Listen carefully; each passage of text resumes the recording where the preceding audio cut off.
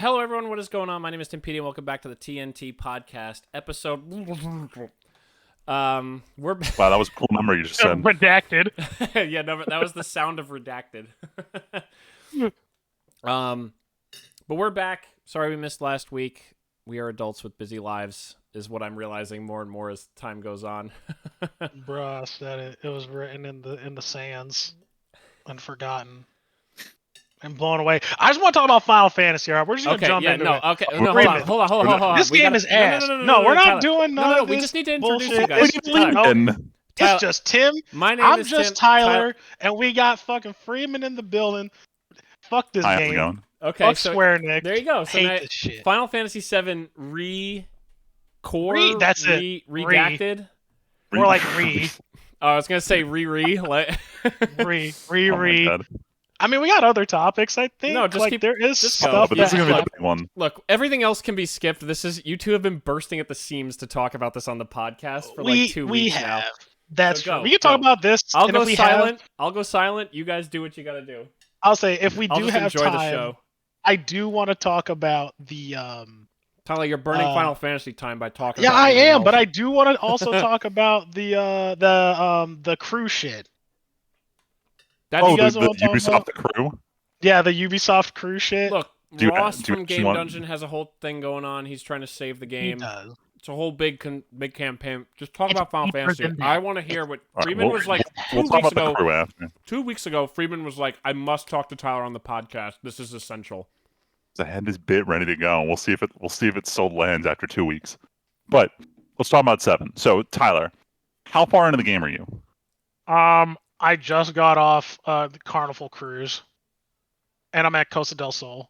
Oh boy. Okay. So I didn't even get to see Tifa Tits. If it's a spoiler, I really don't care, honestly. it's not given that it was in like the last trailer to come out. Mm. I think the swimsuits are not spoiler anymore. No, they're not. But so I think you just finished chapter 5. There are 14 total Yeah. chapters in the game. I'm on chapter 9, which is like I've completed the entire region that Costa del Sol is a part of. I've been to the Golden Saucer. Now I'm in Gongaga. Hate that name. Yeah. But the point that you were at was the point where I started to become jaded about this game. Because how do I put this? There's too many fucking mini games. I'll just say it right now. There's too many fucking mini games. Like you'll notice this every time you guys bring up a new game on the podcast. My first question to you is, what's the gameplay loop? Because there's a core gameplay to every game that makes it fun, that makes you want to play it. But what is the gameplay of Final Fantasy VII? Because I'm at the point where I think that combat is just another mini game in the game. Yeah. You'll spend 3/4 of a chapter talking, playing card games, playing other bullshit, and then be like, oh, we kind of have to slot in this one combat encounter because like that's supposed to be what our genre is here before we get you back to the Queensblade tournament. Yeah, dude. If I gotta play another fucking game of Queen's Blood, I'm gonna scream. I'm gonna fucking scream, and I can't. Like, dude, I nearly lost. Like Michelle. So Michelle's been backseat watching me play this game, right? And she's like, "How many like mini games and useless bullshit do we have to do just to get to the story?" And here's the thing that I realized, right? Because I got a comment about the mini games, especially since you're talking about it. It's one of your. What is it? Your biggest pet peeve? Oh, of this it's game? going to be the topic of my big rant once we get past this point, and I can explain to you the big theory I've been crafting this whole month. Okay, I do have something to comment on that, and then I would like to hear your theory. Because the mini games, like, because I think somebody asked me, they're like, well, were there mini games like this in 7?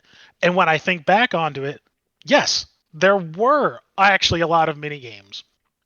But the difference was the player, like you, the player, did not invest so much time in it. Like, the sequence was maybe 5-10 minutes at most, and that was it.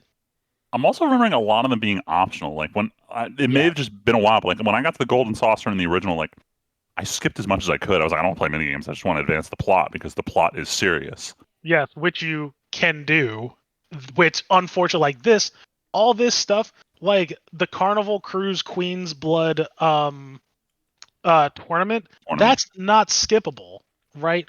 Nor is the parade sequence. The parade sequence, if people remember, you showed up, right?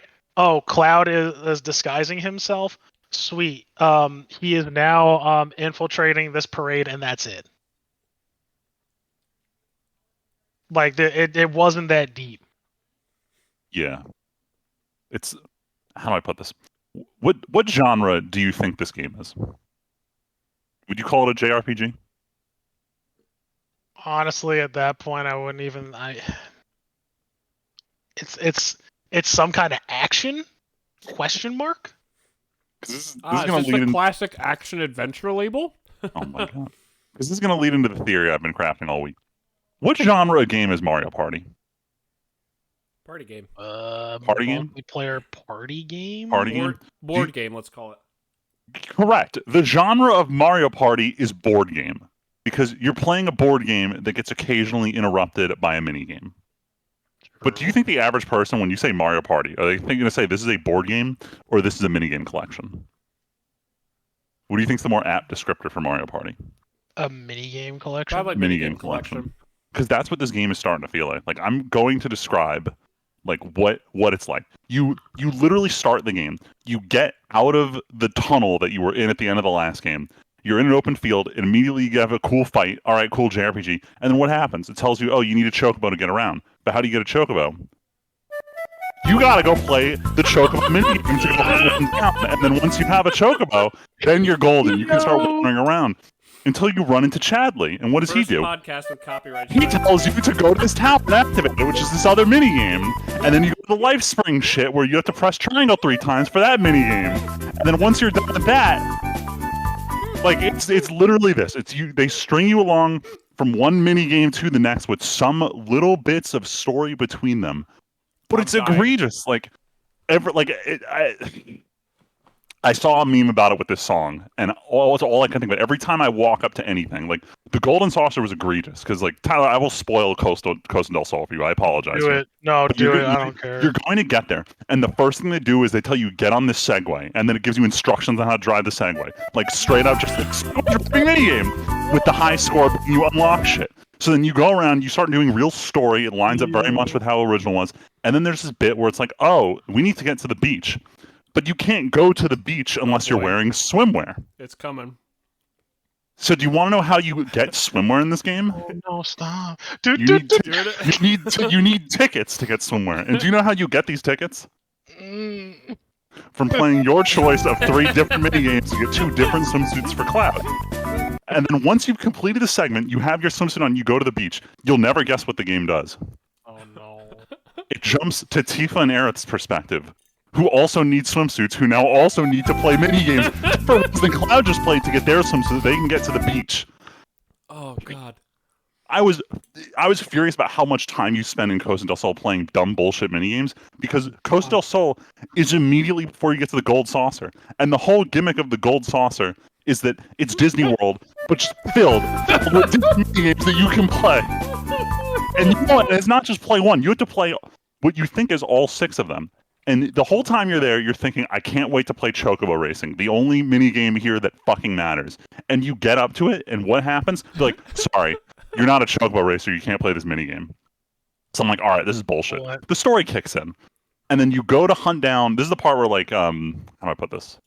You know Barrett's friend Dine? I thought you were just going to play the music Oh, again. yeah. This is where his plot line kicks into gear. You go to hunt him down, but then very abruptly, you get jumped by these thugs who kidnap your party. And do you know what the condition is for getting your party back so you can continue the main story? Oh boy. No, You have to win the Chocobo race. So that's right. You finally get to play the Chocobo racing game that they took away from you before. So you can now play it again in this weird story interlude that doesn't need to happen. I think I'm only laughing because I'm not hurt emotionally by this like you guys Dude, are. it hurts so much. Infuriating. Like, it hurts a Oh lot. god. I'm just to add on top of that, like, Tyler and I were talking about this in our chat the other day, but it's like the game has very, very much stopped taking itself seriously after like chapter 2. Like the Queen's Blood tournament on the boat I thought was goofy, and then you finally get to the Golden Saucer. And like every single NPC who was in the first game, who you assumed was dead, who's somehow like on the boat with you for some reason, is now also at the Golden Saucer involved in this elaborate coordinated dance sequence the second you walk in. Like, I don't remember Original 7 being this goofy. Like, I know it was goofy, but like I remember there being some seriousness to the plot. But half the time I'm wandering around, I don't even know why the fuck we're wandering around, because it seems like we're just looking for another minigame to play. Because we are just looking for another fucking minigame to fucking play. Fuck this. It's Fucking annoying. game sucks dick. Because on the flip side of it, if the game actually focused on like the combat, where all your equipment and all your materia and half the fucking menu matter, this would be a good game. Like you know, when you complete one of the maps, or like when you complete all the when you're doing like the map completion, there's these specific creature intel fights, and when you do all of them, you can fight like the strongest monster on the map. And the first map was kind of whatever, but when you do it for the coral region, you do this fight where the boss can one-shot you. And it was hard. So I had to like sit there and actually meticulously plan out like what's my actual move order here to fight this boss. And this is the closest thing I got to like playing like actual Final Fantasy IV, where you like coordinate what you were going to do in a given boss fight. The game, the combat engine has the potential to be amazing, but they're like so afraid of combat taking center stage that they're just throwing everything else they can at you. Yep. I honestly don't know why. Because like the first game, right? The first remake or whatever, like Yeah. Like it was fine. It was fine. Like the combat was fine. Like I don't know why they felt that they needed to like detract from that, but they did. And like, man, I hate the free roam section also. I hate the free roam section just as much as the amount of bullshit mini games. Honestly. So I don't mind the free roam sections, but I'm not going to say they're good. You like, know, for you me, know why? It's turn off my brain entertainment, but like I'm not actively like loving it.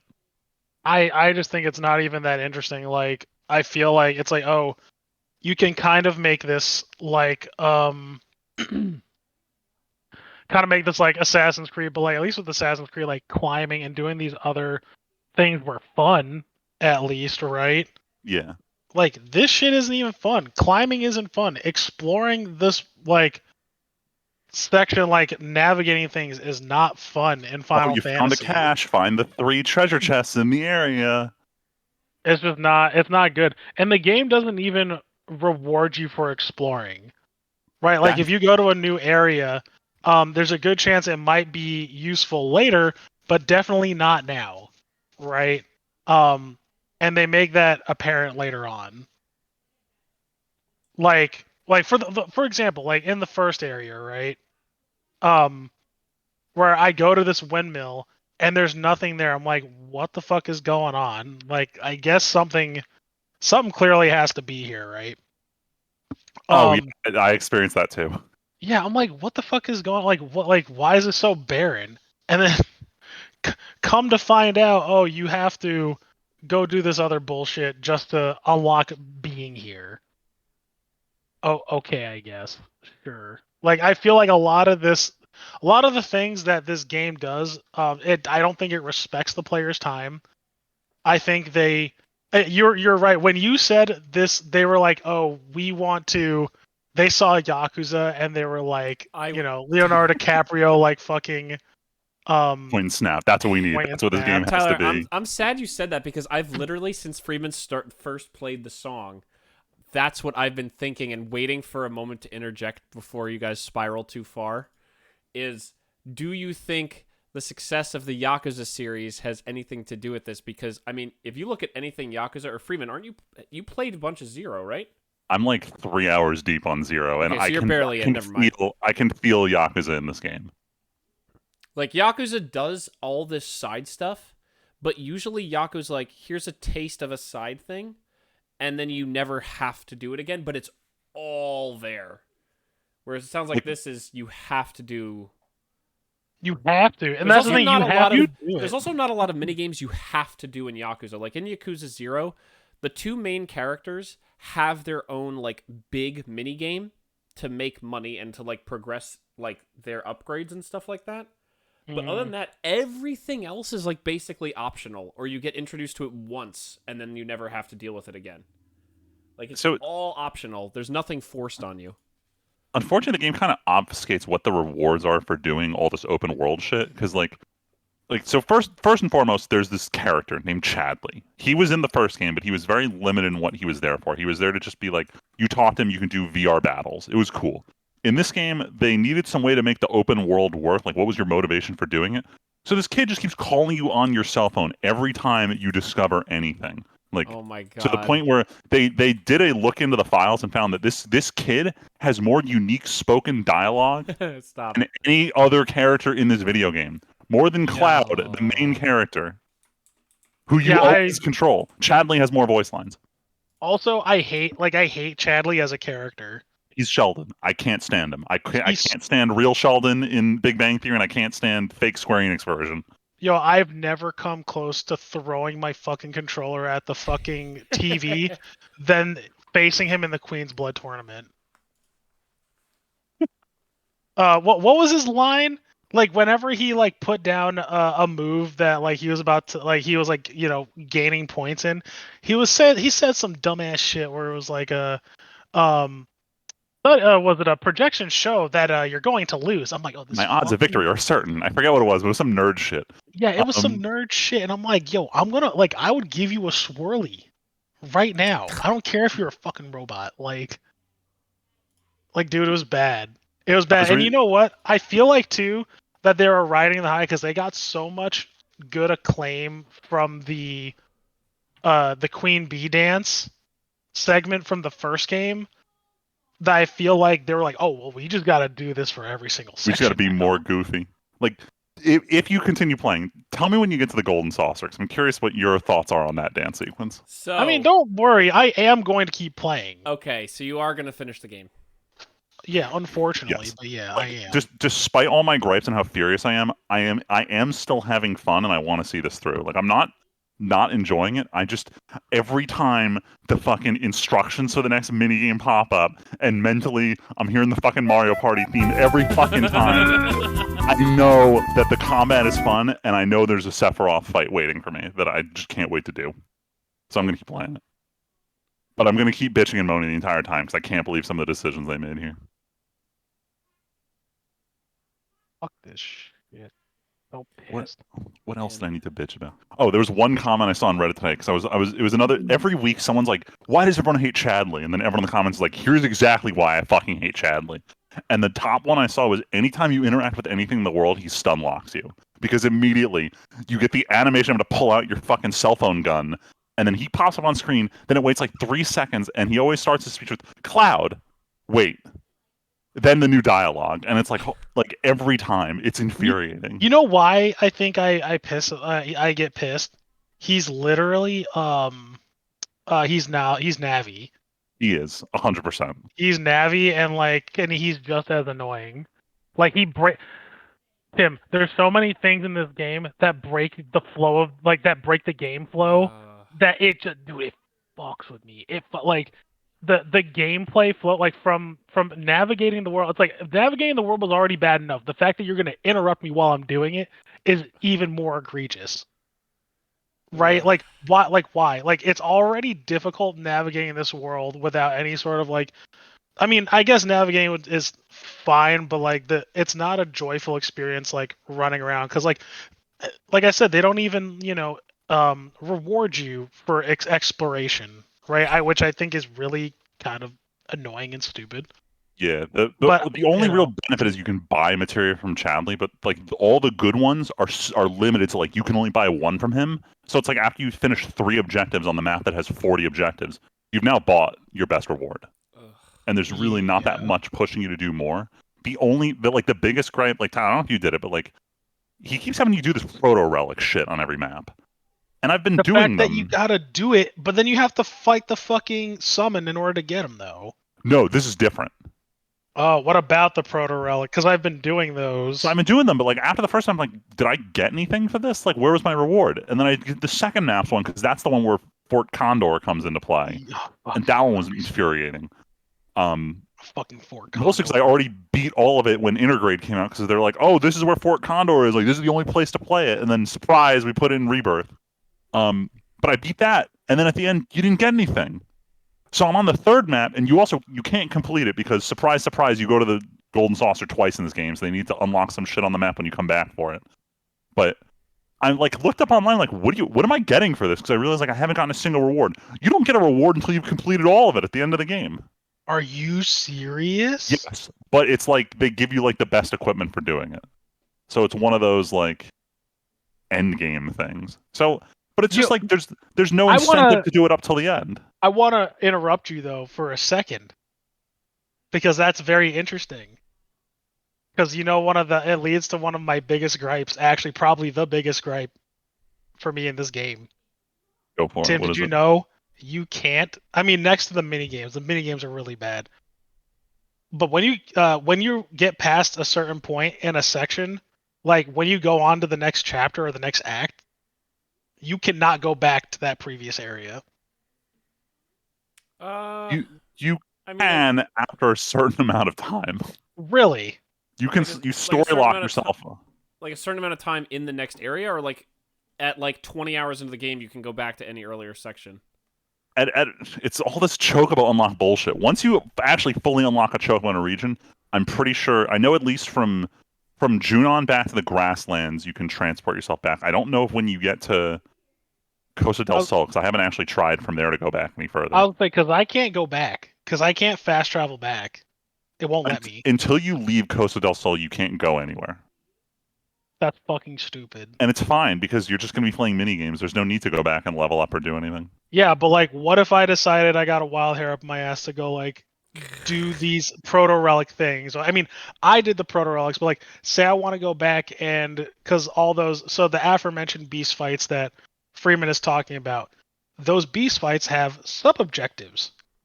What if I decide I wanted to 100% the game and go back and do those fights with the sub objectives? I can't do to it. like stagger but don't get poisoned. Like yeah, they're actually pretty fun. I wish they really laid more into creative combat encounters. but I can't go back though. Are you saying I can though? I know that from Junon you could go back, but I didn't actually try to go because the thing is I 100% in every region, so I haven't had to go back. Now I'm curious. I'll try to figure because the problem is now that I'm all the way in Gungaga, I can't fast travel till I get a chocobo, and they're like really delaying when you get the chocobo in this region. Yeah, when you get a chance, I need you to let me know. I need you to come back and let our listeners know because yeah. All right, listeners, I'll let you know. I'll take the time to manually run back to Coral and see if I can fast travel. I want to. It's really bad. Because I kind of want to touch on pacing again. So while playing this, I don't know if I've said this on the podcast yet or not, but also this is pretty crazy, right? I've been playing simultaneously 2 JRPGs at once. Jesus. While trying to also play Baldur's Gate with Michelle. We're still on that. Holy shit, the triple How RPG. do you have time to be like level 100 in Helldivers? That's a good question. I've slowed down considerably on Helldivers to play more Dragoon.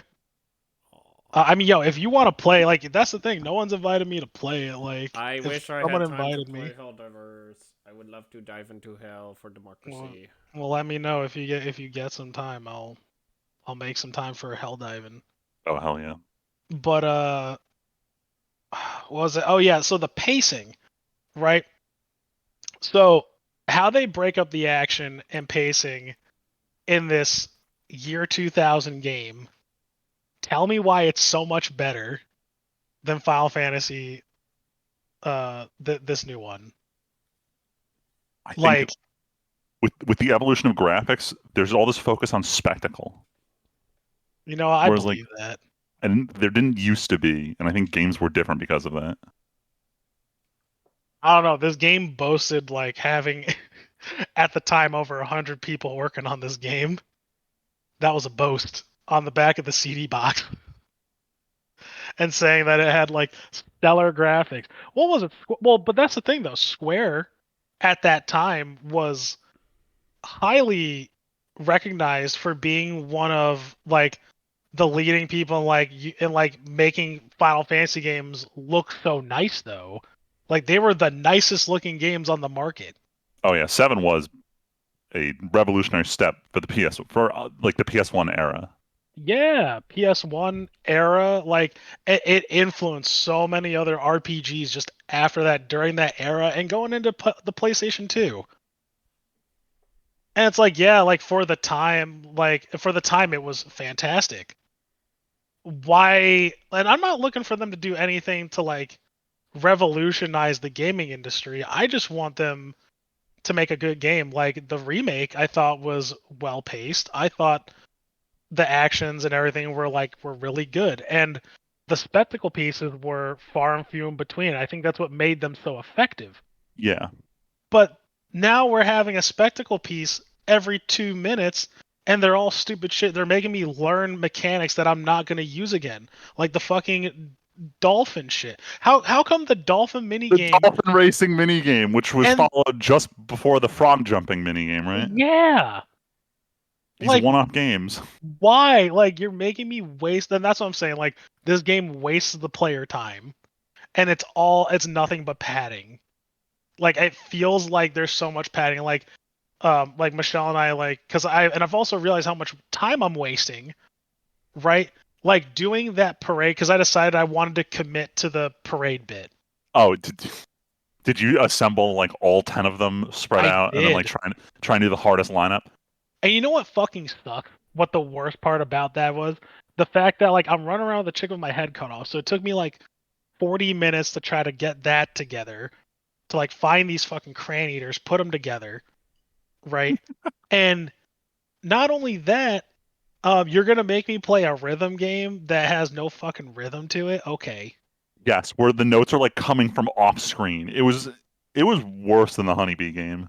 It was worse. I was like, the Honeybee game was not as bad as this.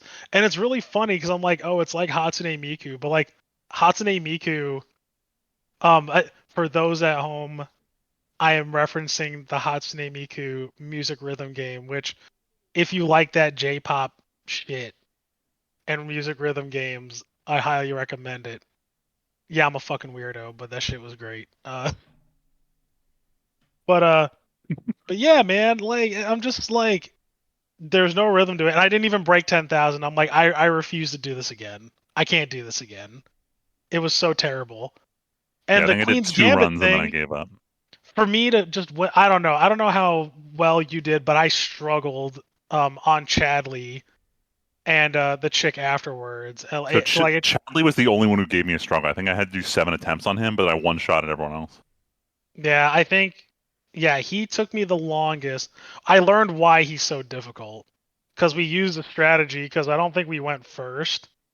Everybody else went first, so it was easy, but he's like the first opponent who goes first.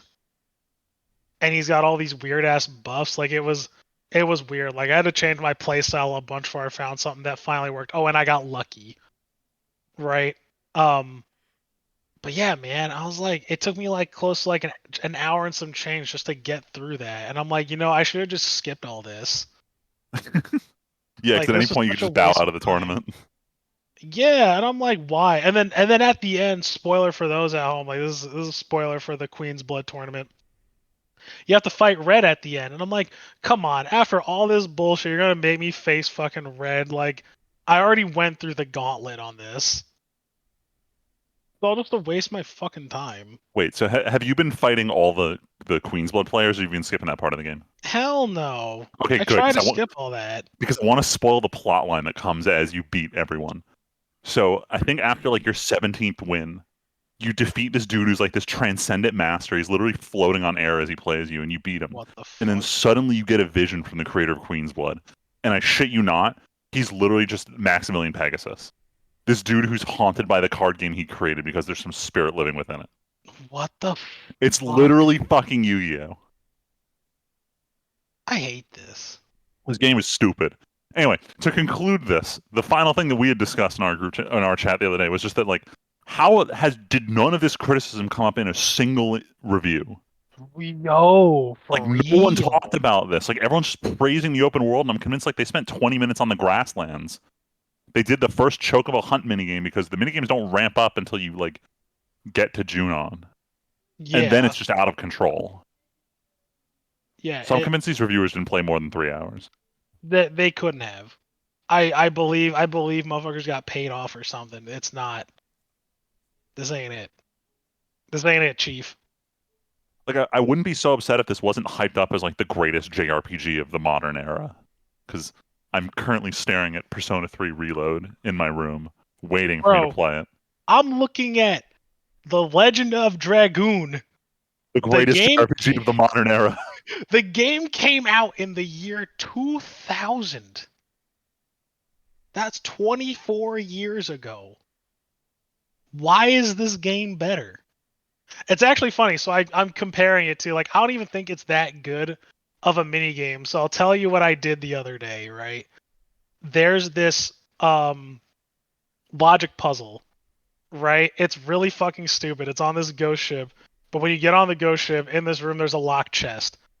The locked chest asks for 3 digits. When you go into the boat a little bit more, at the very other end, there's 4 ghosts that appear, right? They give you 4 digits, right? What you have to do is the chest gives you 10 chances to figure out what the 3 digits are to open the chest. To figure out the logic is actually not too terrible. But here's the actual trick. When you solve it, the box closes and you have an attempt to open it again for the next best item in that series of items that you can get, right? Yeah. But each item you get, it decreases the amount of tries by 2. And if you run out of guesses, you get attacked by Skelly Boys. But here's the kicker. You think, oh, Tyler, this should be easy. You get the numbers. All you have to do is save, go over, and retry. Psych, you fucking thought. Because when you fail, you have to go back, get new numbers, right? Or if you shut off the game because the numbers are cached, if you restart the PlayStation, new numbers. It doesn't give a shit about it your save. generates new numbers every time. Oh, damn, they fight the save scum. Dude, it's hilarious. I mean, it can be combated through save states, right? Oh, like yeah. if you played it on emulator, but like I'm playing it on a PlayStation, right? So I can't save scum. And I don't know why this is the most simplest thing I've ever done. Or like simple as in like compared to the Final Fantasy VII stuff. Like this is very simple as in I gotta run back and forth, right? But here's the other thing though. Even though I'm grinding, going back and forth, even though I got shit wrong, I'm still leveling up people. I'm still doing something that's like worthwhile, even though it's grindy. I was like, I could do this. This is fine. And I ended up figuring it all out and getting the best item. And I was like, man, I feel way more accomplished doing this than doing whatever the fuck I was doing in Final Fantasy VII. And what else did they did that I really enjoyed? So it's been like- it's been a good podcast, everybody. Tim and talk about something else. Thanks for listening, everybody. We'll be back in 2 weeks. It's been yeah, right. solid, Told you. solid 2 hour. No, I know. I knew what I was getting into, but then I looked at the timer and I was like, oh, when did it Wait, turn how long into have- over a half hour of talking about I Final would say Fantasy? it's been 30 minutes, right? How long were we actually at? 33 minutes. And we're All right, yeah. Let's move on. Next week we'll complain more because we'll be closer to the end of this. We will be closer, and if you get to the end, if you finish it, we should just talk about it. All right. Maybe we'll record a bonus segment and ask Tim to upload it. Oh my God. I'd be down. I'd be down for Just that. record a A phone call, supplement- unfiltered, like no intro or Supplemental anything. Podcast. Just Tim leaked dude, this audio is of the boys dissing Final Leaked Fantasy. audio. this is like, I mean, if you think about it, this is like what we're known for on the podcast, just ripping Square games. For real. This is like Square and Game Freak. Just it's tradition. Like that, it's literally like Friedman and I are like when we get together and talk about Square, it's literally it's like we're the Twin Blades again, right? Twin blades again. Hell yeah. Dude, that's how it is. You son of Friedman, you son of a bitch. Son of a bitch. All right, let's throw it for a loop and shit on a company that isn't Game Freak or Square Enix for a little bit here. Don't worry, it's the third secret opponent who came out of the shadows, Ubisoft. The DLC Shit. character. The DLC. They need to be made an example of. I don't give a fuck about the crew. I think We that didn't know what game this game is was. mediocre. Oh, the crew is just an online-only racing game. Just. Well, Tyler, it's all the right. linchpin of an entire effort. It really is. I mean, you know what though? It like Ubisoft. All right, so for those at home, if you're not aware, right, which I'm sure a lot of you don't, but Ubisoft's The Crew is an online-only multiplayer game that Ubisoft not only discontinued the servers from, but they also pulled the game from owners' shelves, like their electronic shelves, basically making it unplayable. Like you can't boot it, you can't do anything. They literally just picked it off of people's libraries, and that's it.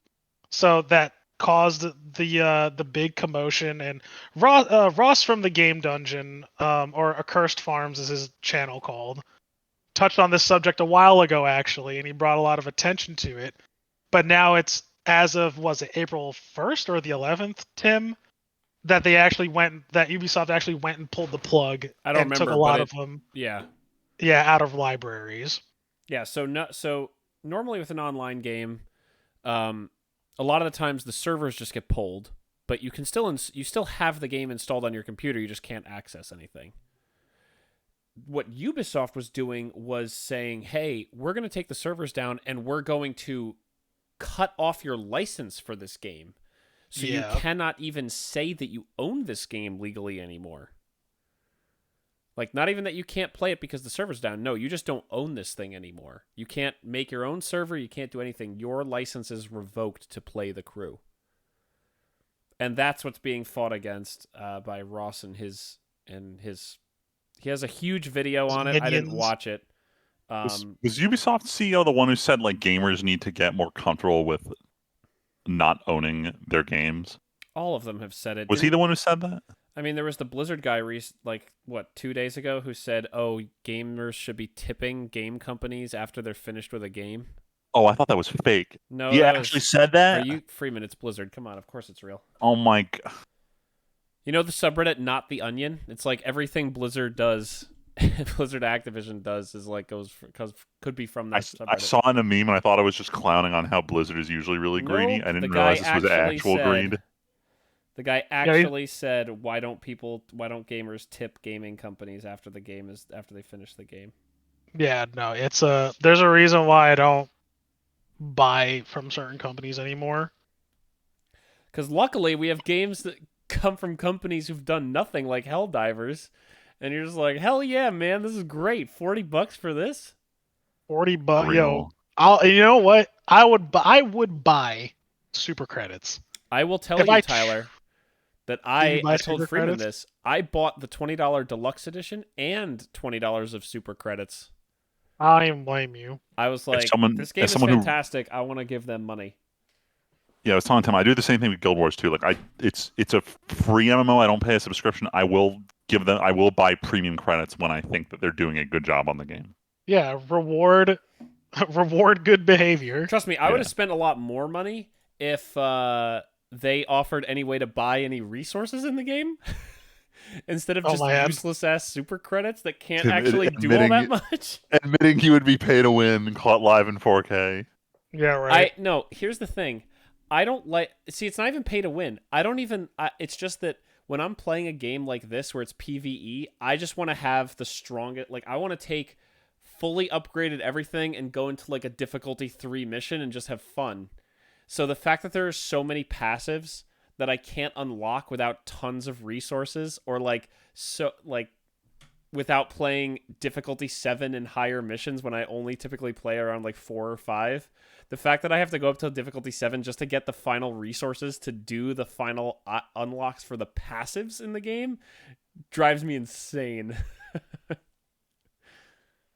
I'm intentionally unlocking every single upgrade that doesn't need super samples because I'm like, I refuse to go higher until I'm as strong as possible to go to those higher levels. Yeah. Anyway, to loop it back to the topic of The Crew. Boo The Crew. Yeah, boo The Crew. Yeah, Ubisoft. I don't know, I've seen a lot of people throwing out the idea that if you're going to drop online support for a product that you sold, that you need to make your server architecture available for someone to replicate. I don't know if I agree with this assessment, but at least letting you own the games, that if someone does want to make a third-party server, it can be done. Yeah. I think that's the bare minimum. I think taking away ownership of something, saying this bridge to other people is down is already a step that it sucks that companies are taking. But at the very least, they shouldn't revoke your access to have the game installed on your computer. Like that definitely feels like a step too far. It'd be one thing if this was like a purely online only game mode. Like if you didn't have server access, there was nothing you could do in the game. It is. But like, according to Wikipedia, it's a single player campaign that's 20 hours long. Which in the next line it mentions. Oh, maybe I'm full of shit. It mentions that you can also play mini games. Oh no, I can't stop it. I can only restart this joke. All right, never mind. We're gonna listen to this for 3 seconds. Oh no. Oh Jesus. Oh no. Anyway. But you know what? Here's something else that also begs the question, because I've been talking about this topic with a few friends of mine. How come over the years we've lost a very important feature, and that is hosting our own games in game? God, remember private servers? Ugh. Yeah, like that was Counter-Strike culture. Like, how come we can't do that anymore? I can almost beg the question, and here's my tinfoil hat. I feel like they do this literally just so that they can do this kind of shit.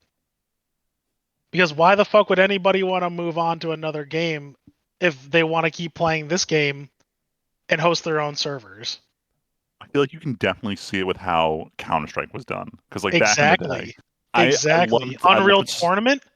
Yes. Like, people still play UT and Counter-Strike all the time. Oh man. And then you go to CS:GO where they're like, you don't make your own servers, we do. And then the second they want to be like, all right, everyone, we're moving on to Counter-Strike 2, CS:GO is shut down. And it's like, okay, well, no one else is running any servers, so you call the shots, boss. What are you doing? It's very much a control thing. Man, Tyler, you saying Unreal Tournament makes me want to have an Unreal. Remember the map with the 3 towers? I know the one with the 2 towers. No, there's with the giant bridge between them, and they're like that one's so good. No, there's the 3 towers that are like the 3 skyscrapers is a better way to put it. They're like in space. Shock rifle secondary into primary, or the link. Yep. Oh man, so much good shit in there. Yeah, man. But seriously, I think it's a huge control thing. I think the more that we get down, the further we go into whatever model that they have, like developers, publishers, I think it's really like they're trying to revoke control from us. But what's fucked up is, like, we've paid money for this product, and there's this weird, like, it's almost like a kind of weird if I think about it. Now that I'm thinking about it, it's like they have this like weird DM versus the player mentality that, like, you know, some dungeon masters have, where it's like, oh, it's us against the player. It's like, what happened to making something because you want people to experience your game? Yeah. And now you got people out here saying like, oh, we are owed this. Like, you know, the players are owed, or the players are supposed to give us extra money because X, Y, and Z. It's like, no, that's not how this works. Capitalism and infinite growth. So paying more for less. Shrinkflation video games. This is the thing that's scaring me, because like I was watching all the reviews for that. Like, it was like that AI pin that's meant to like replace your phone. I was watching all the reviews for it. And one of the big things I was seeing is just how little processing is done on device, and how 99% of what you do is just some cloud server. Oh, yeah. And what it means is when that server shuts down, your physical product is useless, even though you own the product. And we're getting that way with software in general. That I know once the cloud server is offline, you don't have anything. Yeah, I'm not to take it off of games and our normal stuff, but like, I've talked to you guys plenty about I would like to buy an electric car in the future.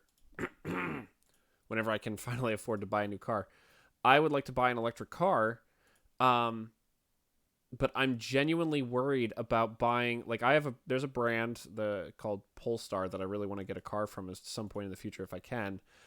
They are a smaller company though, and I'm worried. I'm like, it's a car, yeah, sure, a mechanic could physically figure it out, but what happens when they just stop doing software updates for the car that I bought after like 6 years?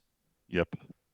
Like, I don't give a shit about the car itself not working. I mean, yeah, batteries and all that jazz, but like, you could find someone who will sell you a battery that's compatible. What you might not do is find a software engineer who, like, someone, what are you going to patch your own car off of one guy who lives in like fucking Norway?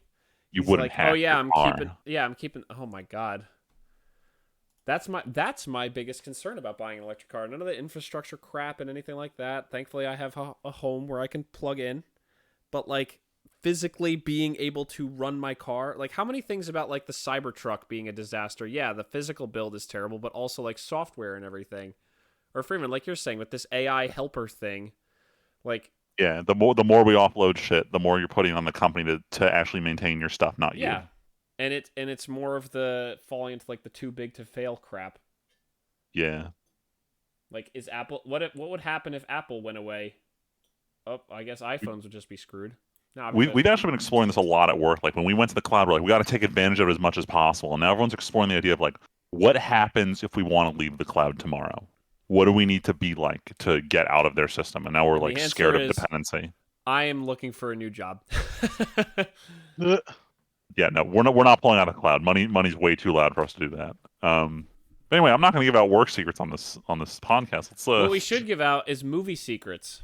Oh, because yes. Holy shit, we're 45 minutes in and we haven't even made it through 2 topics yet. It's rapid fire fine. mode. Rapid the fire next mode. 2 are short. Big shock. Denis Villeneuve made 2 of the most successful movies in the last 5 years in a single, incredibly, like perceived to be an almost impossible adaptation. 2 successful adaptations. Has decided that in the near future he will make a 3rd movie, which will complete a trilogy loop with the first 2 Dune books. So I don't know if you guys knew this about the announcement, but I was hyper aware of it because me and my coworker were delaying when we were going to go see it until he tells me, "Hey man, like it's leaving theaters on Wednesday. What do we do? I can't watch." So I went to go see it the Monday before it left theaters. Wednesday, the day it's no longer in United States theaters, is the day they make this announcement. So they literally waited for the theatrical run to end before announcing, "Hey, like there's going to be a 3rd one." Okay.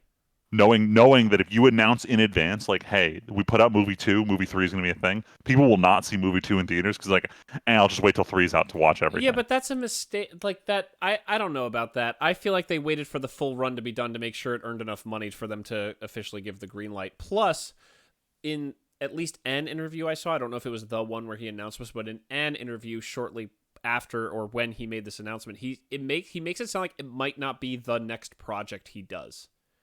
Oh, it's definitely not. He sounded like it's going to be a bit.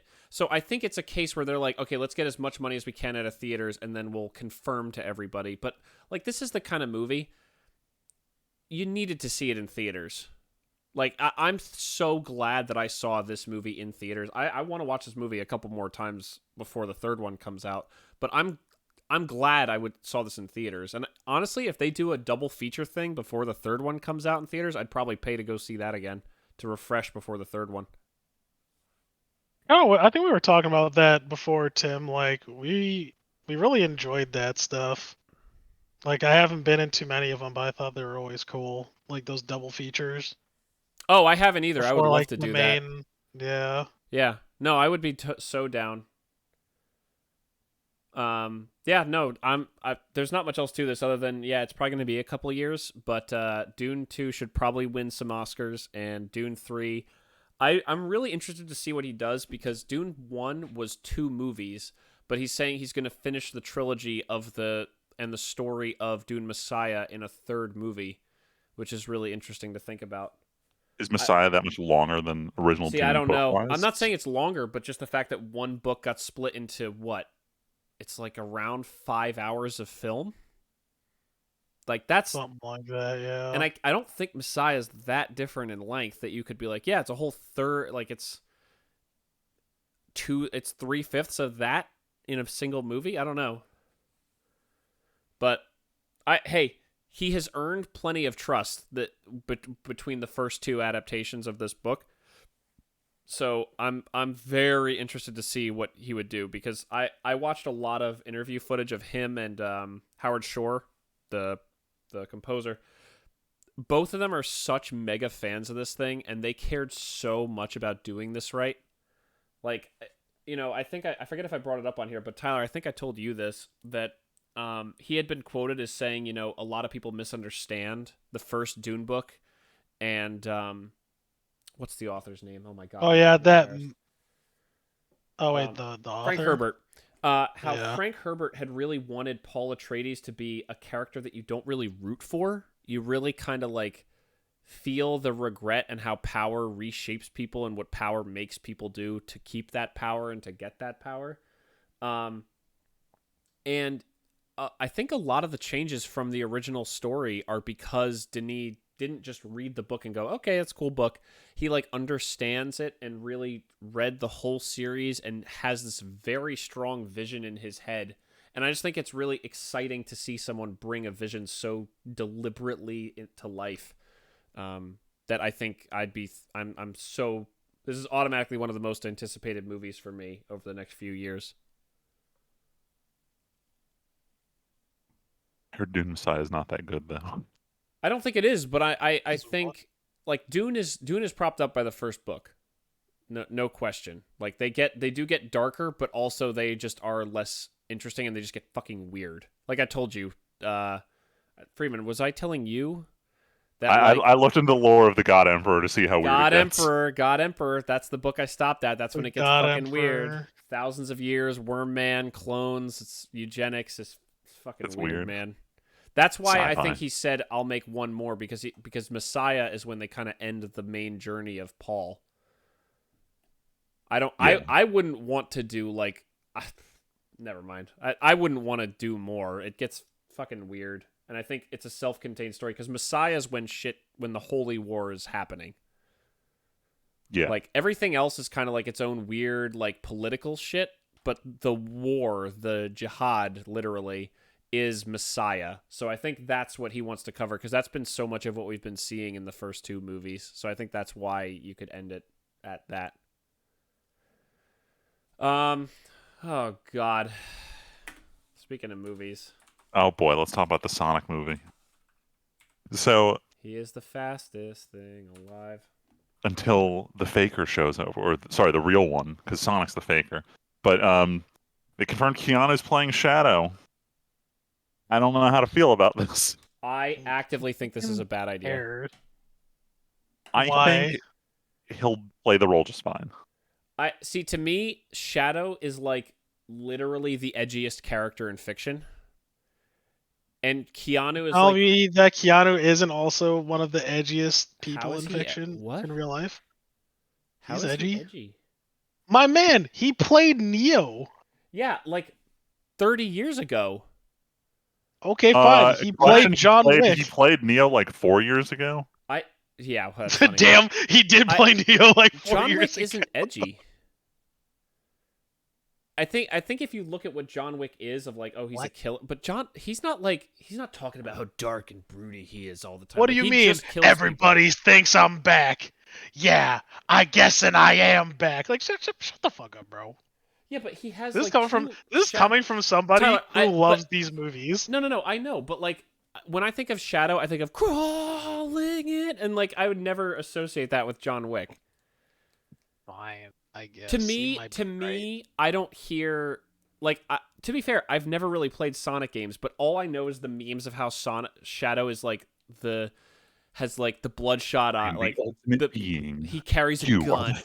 Yeah, like he carries he's the guy who introduced guns into Sonic. Like to me that's just the thing of like he is the favorite. Like John Wick I don't think is the favorite character of edgy goth teenagers. Shadow is like I'm going to put on, like, these kids are like, I'm going to put on my black eyeliner because I'm Shadow the Hedgehog and, like, I'm going to go kill people. Like, yeah, edgy the hedgy. Yeah. Yeah, that's, to me, that's so who would you think to get to play See, then? that's why I don't know. I don't have a replacement answer, but when I thought, my gut instinct when I heard of Keanu was like, I don't agree with that.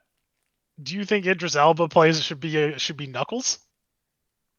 He can do a very gravelly, like, tough guy thing. He was okay as Knuckles in the second one. I still haven't seen that one, but I didn't have as much of a reaction. I thought that's kind of weird, but I don't know enough about... I don't have this image of Knuckles representing something. Knuckles is just the boxer character with the spiky claws, echidna, like, first frenemy to Sonic, who becomes just an ally almost immediately. He's like the buddy, he's like the first level boss who immediately turns and just joins your team and is fine. But Shadow is like, always, I'm like... Shadow's like Batman. And I wouldn't put Keanu as like Batman. I just need to talk about the discourse around this movie that everyone thinks this is going to be super edgy, super serious. Like we're going to watch Maria get gunned down in the first 3 minutes of the movie because that's what happens in Sonic Adventure 2. But like everyone seems to forget that like in Sonic 2 the movie, there's like this 6-minute extended dance sequence to Bruno Mars' Uptown Funk. This is a children's movie, and the third one is still going to be a children's movie. So Yeah. Honestly, everyone's treating this like it's going to be super serious I know when I I don't didn't think it's going see to be. it, but like I do want to see the second movie. I never saw the second movie. I would like to see it. I did enjoy the first one, honestly. The only reason why I'm not watching any of these is because I know that like I feel like I'm not really gonna like it, and also just like Friedman said, this is clearly not a story that's or a movie that's geared towards me. Sure. Like I am not the audience for this, and I'm like I feel like I'm just not gonna. You know what? You know what be part of it for it. is? I feel like Keanu's image so much has been I'm the super chipper, like everyone loves me Keanu, kind of like what he was in Toy Story, where he was like that Canadian motorcycle action figure guy. Or he's John I haven't Wick. seen anything past Toy Story 3, so I'm just like, That's what the fuck? fine. He was in Toy Story? Or he's John Wick, who's just like this quiet guy who just I'm sorry, I'm a bad friend. I'm gonna kill a lot of people. Oh, he was a really good Johnny Silverhand though. I'm not saying he wasn't, but again, none of those characters make me think of Shadow, so that's what's weird. But if they think it's gonna be good, then it's great. Wake the fuck up, Hedgehog. We got a city to burn. Wake the fuck up, Hedgehog. All right. Oh my god. Let's see if we can keep this under an hour to do Cross an Ocean. Oh, because it's time for the Weeb shit. Let's go quick. So not too much. New season started. It's more just about shows we started watching in terms of news. The big thing though is Gundam had their big celebration in Japan. For anyone who knows about the giant walking statue of the RX-78 Gundam they had, they were ending that like because the run was only supposed to go through the Olympics and they kept extending it. So they had this big COVID, giant. Yeah, they had this big giant send-off festival event where they had like drones doing shit in the sky. They had like Char and Amuro kissing for some reason. I really don't know what the fuck that was about. Especially considering they had the confirmed lesbians from Witches from Mercury not kissing in this sequence. But very cool overall. Yeah, Great way to it's send okay off to the kiss the Gundam. homies. Jeez, was Yeah. it on a weekend? I sure Exactly. Yeah, I sure hope so. hope so. But they were celebrating like the sure hope 45th so. anniversary of like Gundam the franchise, but that also means it's the 30th anniversary of G Gundam. And Tim, you had sent the article originally to us, and I did a little more digging to see if we get anything confirmed out of it. But long story short, the voice actor for Domon was at the event. He basically said, I have no fucking clue what's going on. Please stay tuned to the Gundam website because that's where they're going to announce anything. I literally don't know what it is, but we are willing to show off this. And then he points to this like artwork of this female character who, like, because of her hairstyle, looks a lot like Master Asia's Gundam, the Master Gundam. Oh my So god. I don't know what any of this means. Is it a manga? Is it some like weird mobile game shit? Are we getting an OVA? Like, what 30 could it years possibly later, be? getting shit for G Gundam. This hand of mine.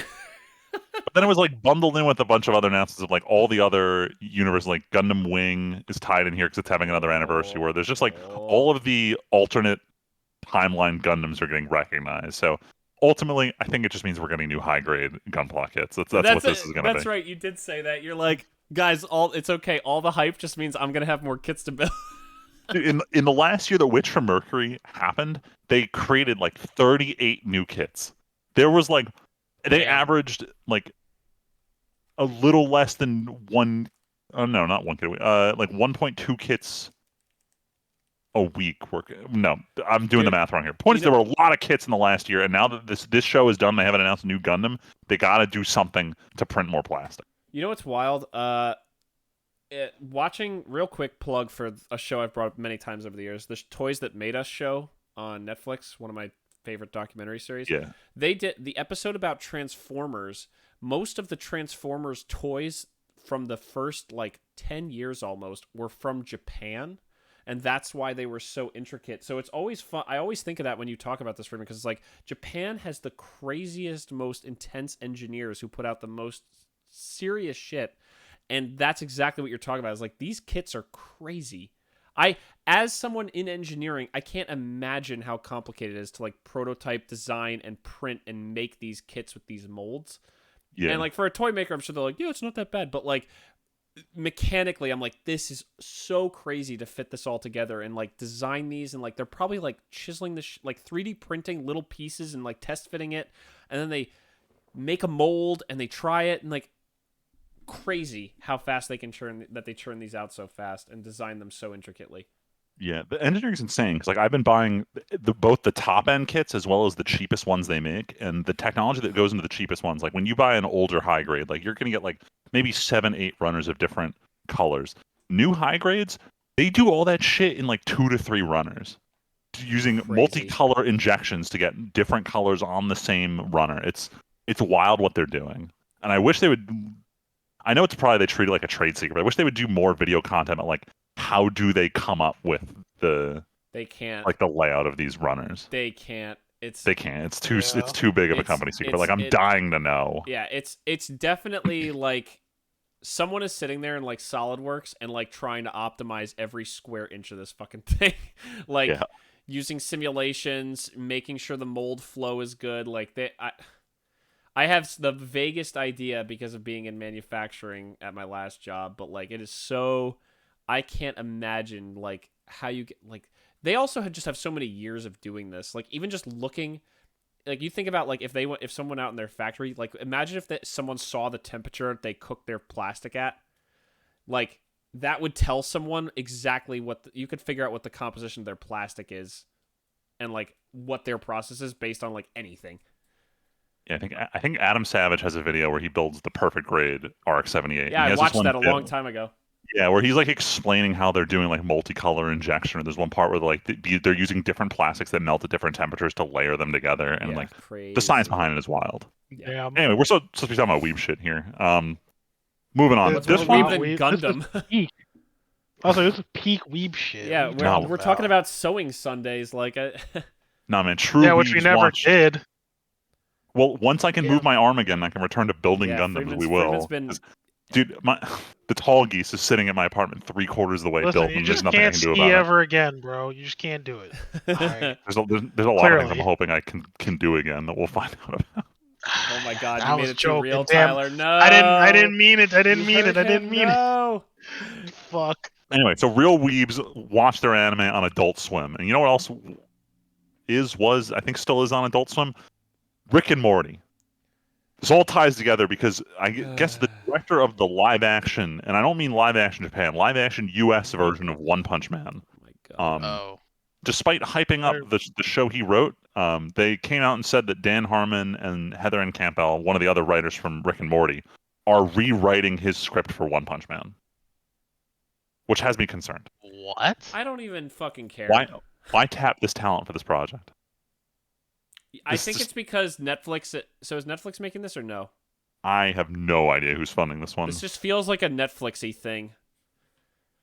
It just feels like someone is like, what's hot right now with the kids? Rick and Morty. What do kids like in terms of anime on Netflix? One Punch Man. Cool. Let's do a live action. Oh, it's not working? Hey, my son likes Rick and Morty. Let's get writers from that to do this. Like, this feels like some executive was like, who can we get? This thing sucks. Or, because I know Netflix has also been like penny pinching. They have like some new head of something who's did an interview where he was like, yeah, we can Sony Pictures is doing it. This is odd.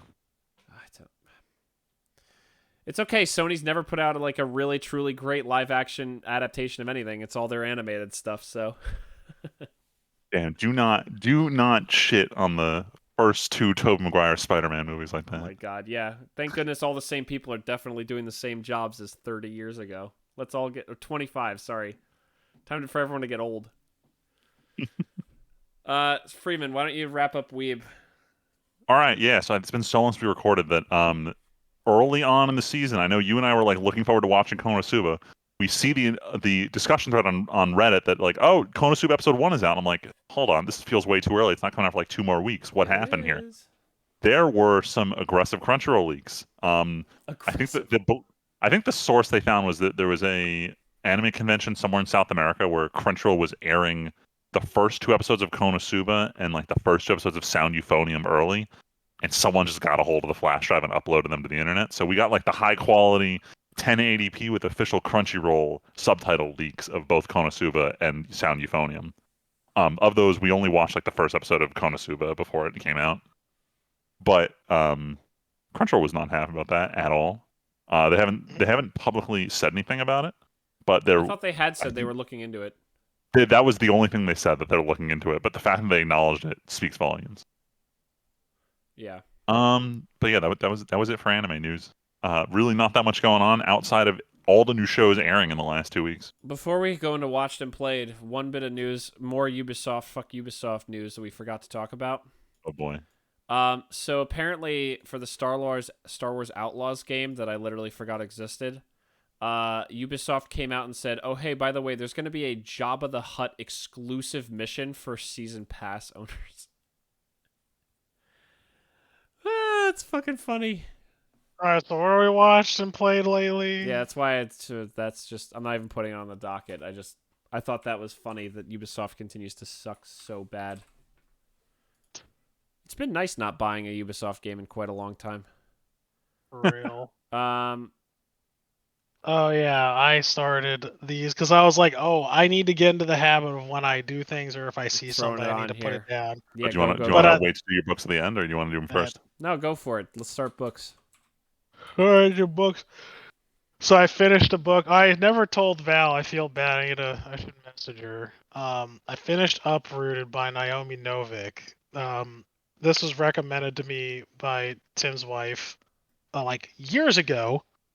I think even before you guys were married. I think. And I just got around to reading it, and it was really good. It's actually funny. So Michelle also read this like a while ago, and we both agreed. For anyone who knows Naomi Novik's work, you might know her from the Temeraire novels. If not through that, she actually got her like really big breakthrough doing writing for the Neverwinter Night games. Oh, cool. Yeah, so that's like one of her acclaims to fame. Claims to fame. But yeah, she's mostly known for the Temeraire books. I honestly think that she shines doing these one-off books like way more than the Temeraire stories. Something about these like when she's doing books in a series, like I don't know, she can't finish a thought, but when she's forced to like I guess get an idea out there and just make it from beginning to end, it's pretty good. She has this one and she has Spinning Silver, which I'm actually listening to now. That's my book of the month for Audible. Yeah, so it's pretty good. It's based off of like European folk tales. I forget what this one is. It's like some like kind of take off Beauty and the Beast though. Hold on. Or I'll look it up after I'm done talking about it. But yeah, Uprooted was pretty good. And then I also finished. I listened to the Murderbot Diaries series. The first novel, like I think, is. I know, right? I legitimately it's really thought hilarious. This was fake too. Tim, you might think this is interesting. It's like they're all novellas, and I think I've talked about this series in the past. Actually, I'm pretty sure I have. They're all novellas except for this one. This is her first novel out of the entire series. And I thought it was pretty good. It's pretty funny. My only thing is I listened to it because this was my book of the month last month, and I was not a fan of the narrator. I thought the story was good and the writing was good. I did not like the narration. I thought it wasn't like darn. Yeah, but it's fine. I would recommend, if like for those of you at home who are listening, if you are a fan of science fiction and comedy, I highly recommend the Murderbot Diaries. Like, it's hilarious. In case if I didn't give like the synopsis before, it's about this robot who is able to hack what is called his governor module, and the governor module makes sure that like he doesn't go off and do anything crazy, but he got rid of it, and he realizes that he is now free to do whatever he wants. And in the span of like a few seconds, he's like, I could kill all of the humans because they stuck this governor module in me and they can get fucked. But if I kill the humans, who is gonna keep writing these soap operas that I love so much? Oh. So he has a choice. He's like, I can kill these humans, or I can pretend to be a security bot still and do my job. And just in the to like, fulfill whatever thing I have going for me to maintain myself, but I can also watch my TV shows. It's like As keeping that one yeah. friend around just because you like the drama. Basically. Huh. Basically. I mean, I should say it basically, it ends up getting a little bit more like, in depth than that. Like he ends up making friends and having a whole crew of his own, and becomes more like characterized. But yeah, that is the gist of like the concept of the stories. It's pretty funny. It also has some solid action too, if it's worth anything. But that's not what I read it for. All right. Yeah. The next thing, me, This is what you read for Leslie, and action. Tim. What do I? I No, I'm read sorry. shit like I was about to say I read shit like Dresden Files for action, dude. No, I was making a joke that this is what you read for action, like the next thing you're about to Oh talk yeah, about. Godzilla versus Kong. I thought this fucking movie was ass. Which Tim and Leslie, Tim and Leslie had a very So here's how. similar No, reaction. let me tell a story. Let me tell a story. Okay, fine. Yeah, go So for me, it. All ears, Tyler, let's and go. Leslie go and see Godzilla X Kong, not versus X. Like X Kong, New Empire. X Kong, give it to you. So we go see the movie. We're sitting there. Tyler and I, Leslie's sitting in the middle, me and Tyler on the edge, and I'm like trading glances with Tyler, like, yeah, look at the scene, this was cool, blah, blah, blah. And then we get to the end of the movie, and I'm, sorry, I'm just creating it in my head. It is pretty hilarious. We finished the movie, and the credits come up, and I turn to Leslie and go, that was pretty good. And Leslie's like, yeah, that was fun, da da da da. And then Tyler goes, that was fucking terrible. That was the worst one by far. And me and Leslie are like, what? And Tyler just starts talking. He's like, yeah, I didn't like this. I didn't like this. I didn't like this. And Leslie and I just go, oh. And then it's like Tyler was the downer for us. And then I was like, oh yeah, this movie was like a 3.5 out of 5. Like this is a pretty good rating on Letterboxd. I'm gonna up. Tyler finishes talking. I gave it a 2.5 on Letterboxd. Damn. Tyler just like stone cold killed our vibe after the movie. Bruh, because you know what? Here's what fucking really did it. I was like, yo, this ain't King of the Monsters, not even by a long shot. No, I know. Like, I rewatched the final thing from King of the Monsters the other day, and I was like, yeah, Ghidorah's just more interesting. Like, here's the thing, Friedman. I really don't want to linger on this because we are already, like, deep in, but this movie does do some things really better than other ones have done. Like, Kong goes on this fun journey by himself where it's not just him hanging out with humans and being ordered to do stuff by humans all the time. The human plot doesn't have a lot of plot lines. There's only a couple humans. Sure, there's some goofy shit with their plot. Yes, very much so. But there's not like... There's a shocking lack of like scenes where I found like I was actively bored. There's definitely less interesting stuff happening, but like you think back to Godzilla versus Kong, and it's like anything with like 11 and her team, I'm just like, I don't care about this at all. Oh my god. Yeah. Like the human stuff in this, it's like they chopped stuff out to keep this thing moving. But the problem is... Yeah, and they dropped out some of the best shit. What? So that I just want to interject with my biggest problem with this movie was it wasn't that just like I was getting to that, Tyler. Cool I was about to get to that. They Okay, chopped a all right, lot. all It right, feels all like right, this all right. movie had a tighter edit than the rest, but the problem is that tight edit came at the expense of the actual monster fights. It's like you can see scenes where they were told, hey, we don't have the budget for this, cut this monster fight. There are two distinct fights in the movie, three kind of, but two really, that you're like, these are going to be hype mid-movie monster fights that will buy 5 minutes. And it's like one shot of the monster, and then just the next shot, they're dead. And Yep. it's like, oh, well, this isn't really okay. I mean, we're moving, but like, it's like At when what Hulk fucking points back cost? and he's like, big monster. Like, that's what we're here for. Like, we wanted to see the big monster, and you show Yeah. us a cool design, and then you immediately just kill it off screen. And it's like, okay, like, we're really moving now. I was hyped for that Tiamat fight. Yeah. I was. Even the Kong Mild versus spoiler. the yeah. You don't get to see that fight, and I'm like, okay, I guess. Kong and Is it like Godzilla it's each off have a screen fight. or it gets interrupted? Yes. No, they each have a scene. Godzilla and Kong each have a scene where they come across a monster. They show the monster attacking them for a second, and then camera cut, and then the monster's dead. Yep. Like, it's fucking less lame. than 30 seconds of actual combat for those two fights.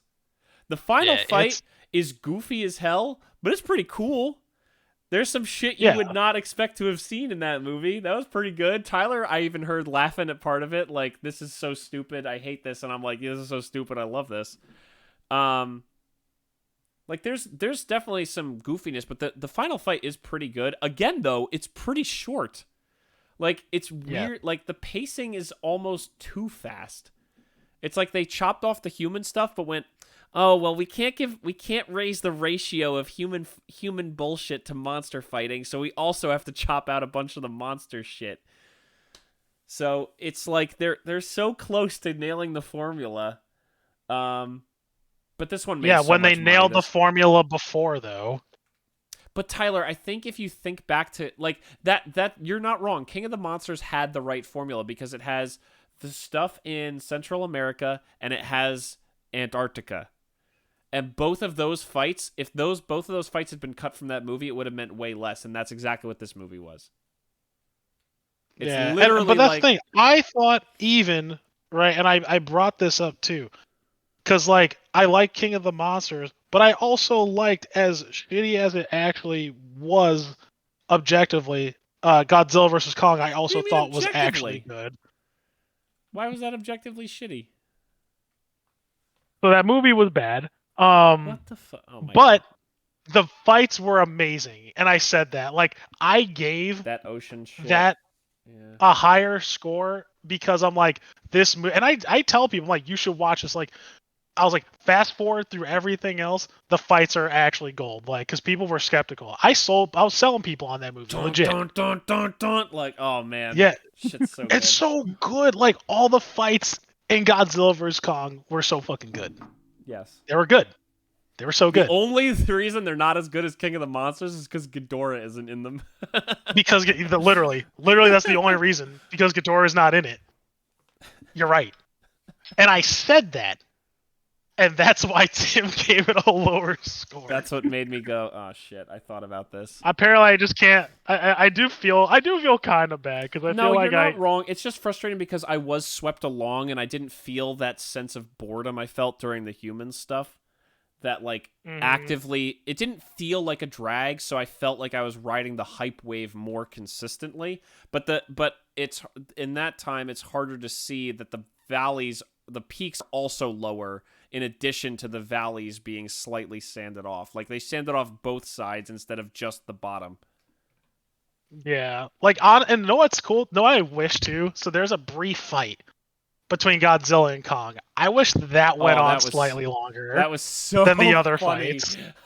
It was funny, but I was like, this is know. actually kind of a cool fight. Like, I like this. Yeah. Wait, that was no. cool. Hold up, wait. No, dude. Dude, no. It's so funny. No, yeah. I wonder if there's like a cut of this movie somewhere, but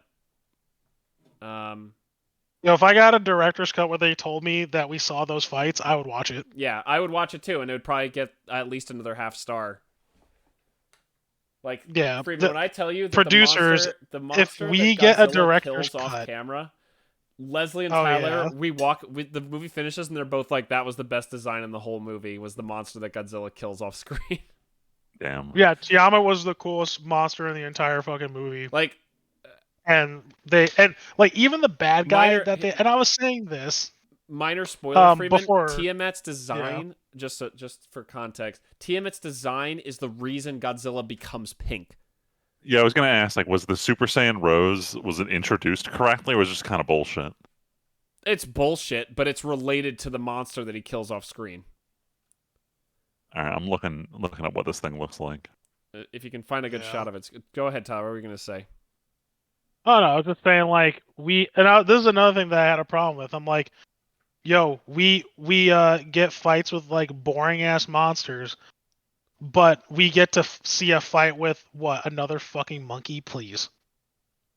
Yeah, but he's got his cool whip thing. Oh, he's got the cool whip thing. Oh, he's so fucking cool.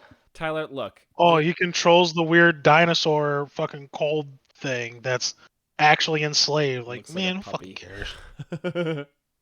Looks like a cares? dopey puppy. But actually, like that, Leslie was right. He's like, "Yo, look at this thing's stupid fucking face." Like, like this thing would be so much better if it didn't have this. You know what's funny? I feel like face. that's intentional though, because it's like, oh, slavery's sad, but look at it, it's even sadder because it looks like a derpy puppy. Stupid. Look, maybe the next movie will fight another Godzilla villain. Okay, like the problem is they already blew the load on the two best Godzilla villains that exist. So it's like, what are you gonna do? Like, pull out fucking Destroya, or now Tyler. Now hear me out, Tyler. Make a new original. No. Don't waste time on that. There is one cool thing that's still out there, and we already dealt with Ghidorah.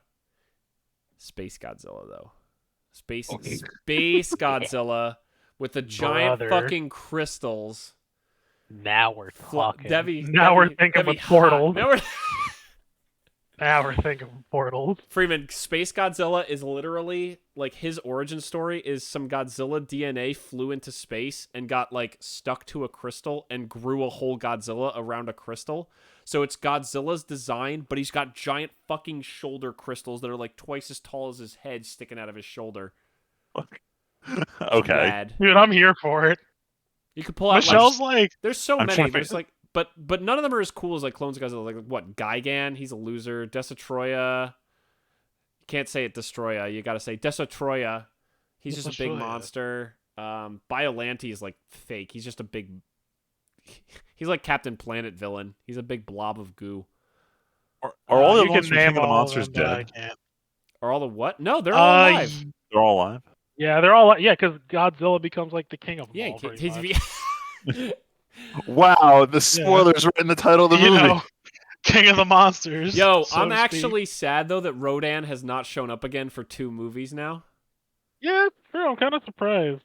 Like he was like he's the Starscream of that fucking movie. He's the Starscream to like, but like if Starscream reluctantly worked for Godzilla or worked for Optimus, like Mothra is like I'm Godzilla's like ride or die, but Rodan is like, grr, if I have to listen to you, I'll be your fire demon punk bat guy. Like, oh, also spoiler for people at home, that was the best part about this movie.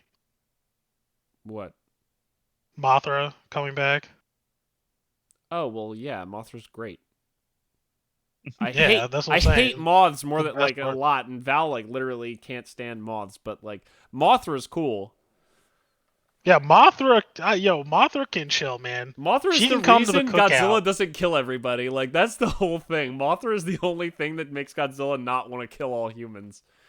Like, we fuck with him all the time, and he's like, yeah, but Mothra works with some humans, so I gotta leave him alive. Have you guys seen that meme where it's like when you're late on rent, but then you hear Godzilla charging up his fucking atomic blast? No. I've been seeing so many of the Godzilla charging up his blast TikToks lately. Yeah, or like the opposite, where it's like, you just paid your rent and Godzilla just started charging up. Dun dun dun dun dun dun dun dun dun dun dun dun dun. It's hilarious. Sorry, wrong music. They only use that in the best Godzilla movie. Whoops. Damn. Friedman, why don't you talk about another movie related to a video game that we've been playing? Okay, yeah. So this weekend I ended up watching Starship Troopers, but I went into this with very Oh, hell yeah. incorrect expectations of what this movie was. All this time, I had assumed this was like a sci-fi parody movie, and I just didn't look any further into it, just because of so many of the "I'm doing my part" memes. I'm doing my Wh- part. That I went in, started watching, like, all right, man, when are they going to start doing like the blatantly obvious jokes? And then like 30 minutes in, I'm like, oh, this is just like a straight sci-fi action movie. Yep. And I enjoyed it very much. It was very cool. The CG holds up really well, especially given this was like what, like 97 this came out. Yeah, something like that. Overall, I liked it. It has that feel of 90s movies that I haven't seen in a while, most because I haven't watched that many 90s movies recently. But all good fun. And there were like several shots where I'm like, this is just straight up a scene from Helldivers. Like, unironically. Like during the last bit where they see all the enemies on the ridge and they're just like standing on the wall, open fire. I'm like, oh yes, I remember doing that last week. So yeah, definitely Were you holds up doing your as part? I for Super Earth. Yes, I am a citizen. But Yeah. yes, I like the movie. It was very, very good. If you're a Helldivers fan, you want to dive into some 1997 See sci-fi the- action with You mean see Denise the source Richards. material? What was that? Bro, Denise Richards, bro. Denise Richards. Yeah, I got into an argument with my friend I was watching about whether we would or wouldn't, and I couldn't believe that he wouldn't. What? Excuse me? Even his wife was like, "What's wrong with you?" Yeah, dude, I would question him as well. Like, yo, even ladies would turn lesbian if they weren't already for late 1987 '90s Denise Richards. Richard, bro. Like, please, Hell yeah. you can't sit here and tell me you wouldn't. So yeah, that was a fun watch. And then the next is just a lot of anime. I'm just gonna blitz through this, but after years and years of delaying with my my buddy Dave finally having his first child, he has all this time to sit on his couch where we're not hanging out with other people. So we were finally able to finish the end of JoJo Part 6, Part 3. And I gotta say, they really phoned this one in. Like, this was by far the weirdest part of JoJo, but then there were so many callbacks to earlier seasons, like Jotaro's theme came back. The end of the episode ends with Roundabout and To Be Continued, even though Part 6 famously doesn't get continued. Part 6 is the end of the current JoJo timeline, and then starting with Part 7, it takes place in an alternate timeline. So very odd choice there. I really didn't like JoJo Part 6. It felt very much like there wasn't a reason for this plot line to happen. And it was very much just Araki needed a vehicle for him to come up with stand abilities. What did you say his name was? Araki. Is that not his last name? Araki? A-R-A? I've heard it pronounced Araki. Hirohiko Araki. Anyway, point is, he just uses a vehicle to come up with cool stand abilities. I'm not going to lie. This part had by far the zaniest and most unique stand abilities. Not all of them were entertaining to watch in fights, though. It very much feels like he kind of went off the deep end. My opinion still stands strong that I think JoJo Part 4 is peak. And then it kind of declines a little bit in 5, and then it just falls off a cliff in 6. So. Damn, that's hard. That sucks to hear. Yeah, also the animation was pretty fucking bad.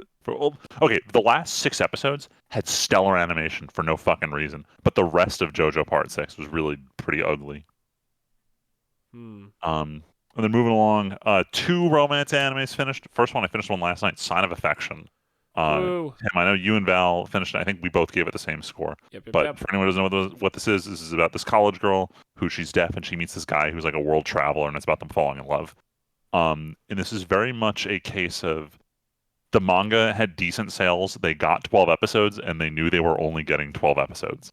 So they tried the best they could to wrap everything up with a bow at the end and like really not give us anything to hope for season 2. But in the process, didn't really tell a full and complete story in season 1. Like I felt like they were setting up for a longer story, and then we just didn't quite get there. Well, so I would say more so they wrapped up the main story enough, but they left threads for a lot of the side characters' stories to continue to fill out space. Yeah. Does that make sense? Yeah, but they're definitely hyping up the whole point of her, like, I need to find a job so I can have money so I can travel with my boyfriend. Like very much the traveling together seems to be like the big goal, and like it But doesn't that's what happen this that's what season. I mean. It seems like they are about to reach that goal, and it's like if they got another season, they would do just them traveling, but they wouldn't really be growing. It would just Yeah. be here's them doing the traveling, whereas there's other couples on the show and other relationships that could develop a lot more in another season. Yeah. Not like going to the last 3 minutes, I was like, are they serious? They didn't even resolve the Emma plot line. How are they just going to leave that Yeah, hanging on the and then they show? And just then in the last 30 seconds, they just hey cleanly bye. resolve it and then Yep, send yep, them off yep, screen. yep. And I was like, all right, I don't know if I'm happy about that.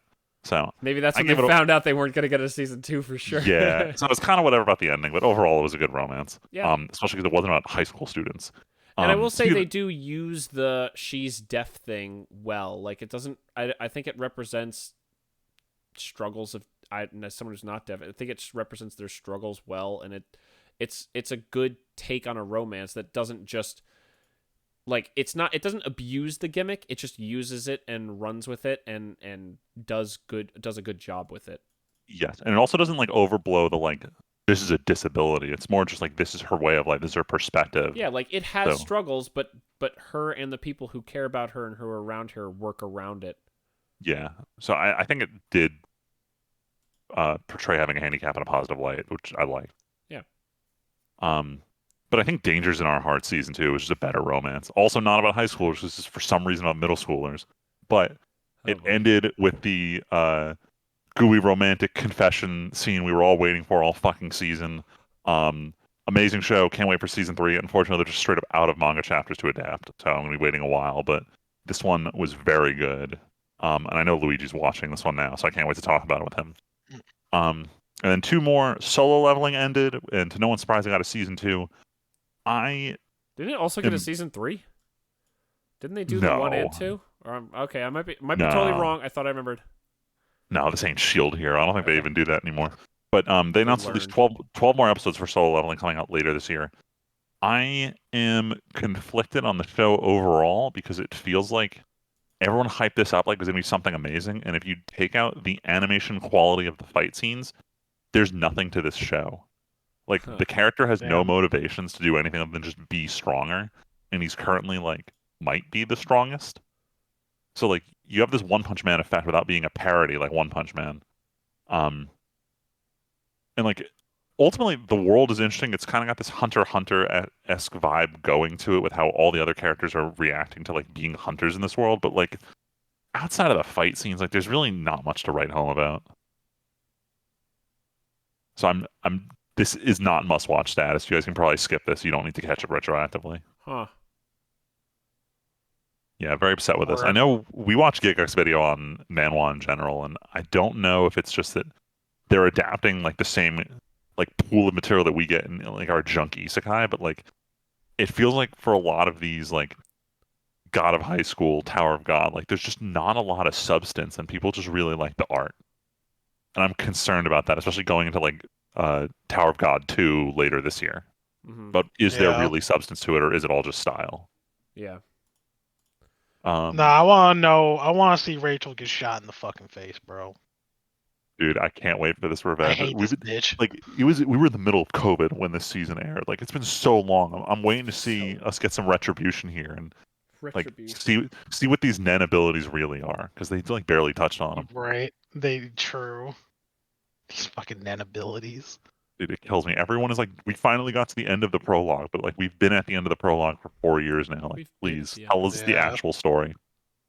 And then speaking of telling us the actual story, Val and I were so excited to start Sound Euphonium season 3 until we realized that the movie and then the mini movie that takes place after the movie were both essential watching for season 3.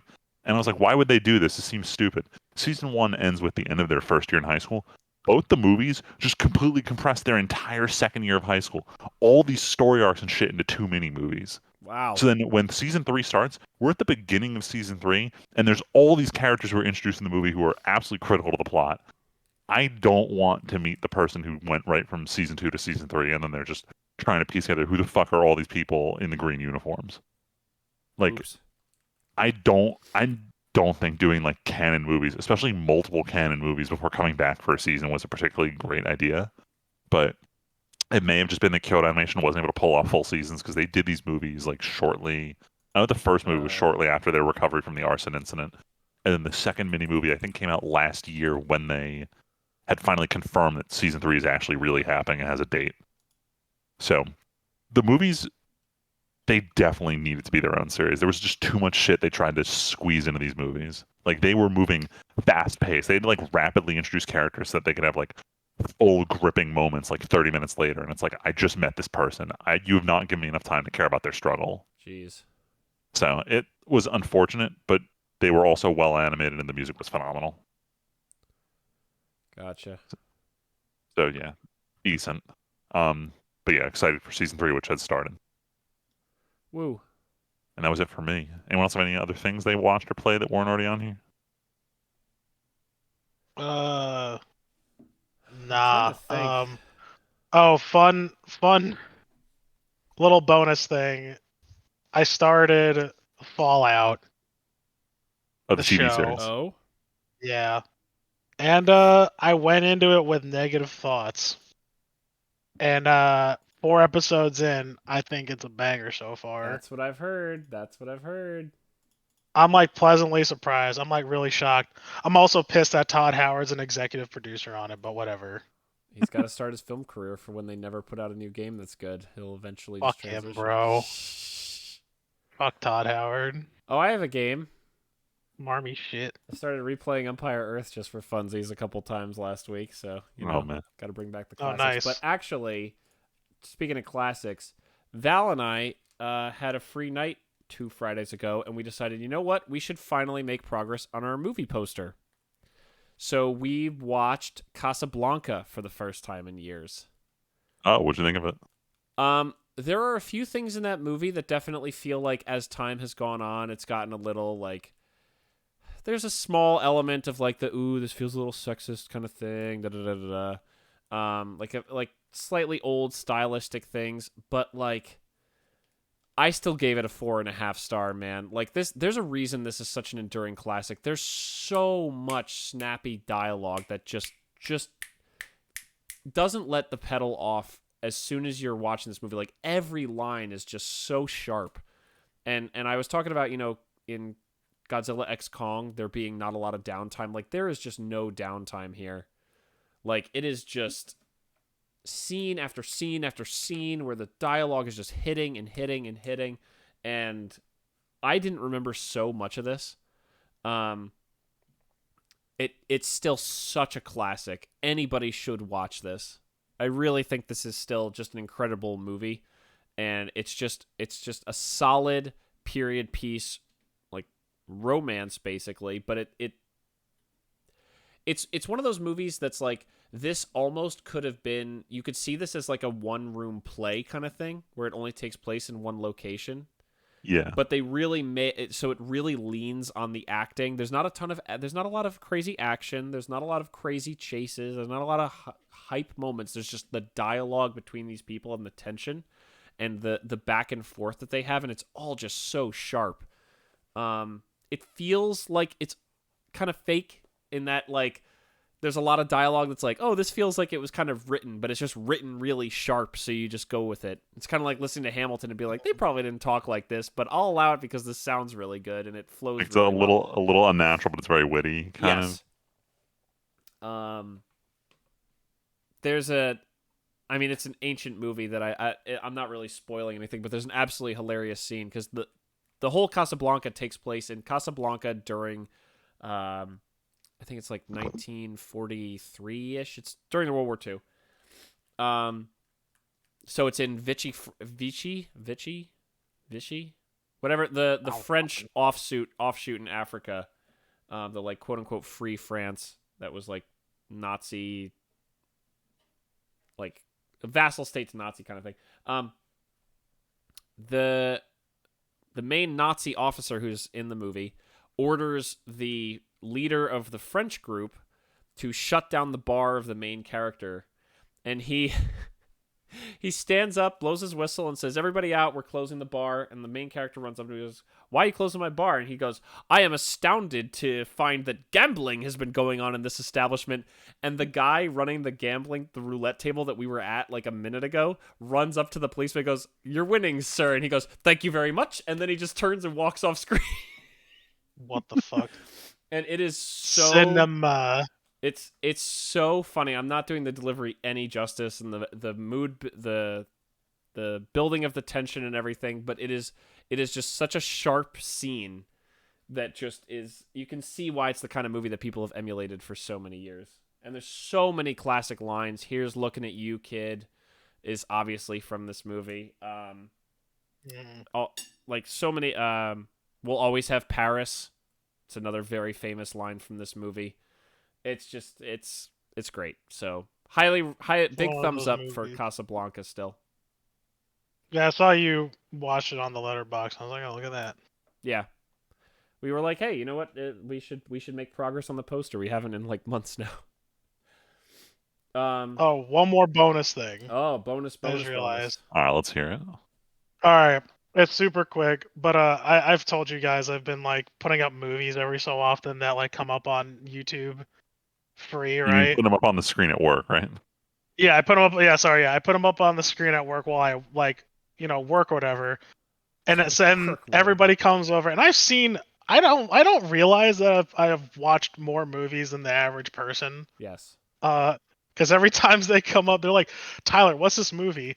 And one of the movies recently I put on was Bridge on the River Kwai. Oh, stop! That's what I wanted us to watch.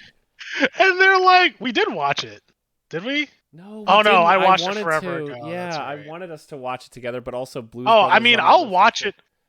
I'll say I'll watch Bridge on the River Kwai with you guys in earnest. Like, you know, like, remember the meme that of movie. boys can't go more than 2 weeks without thinking about the Roman Empire. It's like boys can't go 2 weeks without thinking of a World War II movie. That's it. Yes, but actually, but it's hilarious because like everybody's like, "What the fuck is this old movie?" I'm like, "Yo, don't be talking shit about this movie. God. Don't be talking come shit at me, bro." I was like, "Yo, you see that guy right there?" And they're like, "Who? That guy?" I'm like, "Who the fuck is he?" They're like, "He looks familiar." I'm like, "Yeah, because he's Obi-Wan Kenobi, asshole." And he's like, "Wait a second." He had a career before he was Obi-Wan in the small indie film called Star Wars. Right. He was the big star they got for Star Wars to help sell tickets. Right. I explained the plot to them though, and they're like, "Wait, what?" Oh my god, don't. And it's not like a big spoiler, but there's a character that he makes it out of the predicament, and then he has to go back, and they're like, "Yo, that's fucked up." I was like, "Dude, this movie is great." Welcome to a good movie. It's got tension and shit. Oh my god. Dude, and I did watch the last end parts of it. The "What have I done?" I was like, "Ooh, that hits hard every time, bro. Every time." I want to watch this movie again so bad. Well, let's watch it. Well, when are we gonna? What are you guys doing on Sunday? Oh wait, no, one of you's busy. Friedman's got. Yeah, Friedman has the holidays of the Jewish variety beginning. Jewish variety. Yeah, I was gonna say I'm going to Raising Cane's on Sunday, but I'll be back at night. Tyler, you know what's so funny? I know the only reason I know that that's a trip is because one of my friends, not in our friend group, likes to go to Raising Cane's sometime. And I'm like, oh cool, have a nice hour-and-a-half drive to go to Raising Cane's. Damn straight. Well, we're hitting up a pickle place on the way back, so Yeah, this is quite the trip. it'll be worth it. All right, well, we're gonna end it there. That's good timing. Hour 45, we did it, boys. Hell yeah. Well, welcome. Thanks for coming to Final Fantasy VII Sucks. Part 2 sucks, but also other stuff. We appreciate it. We'll be back in 2 weeks with more Final Fantasy criticisms. But until then, my name is Timpedia. I'm Friedman. Just Tyler. We'll catch you guys next time. Thanks for listening.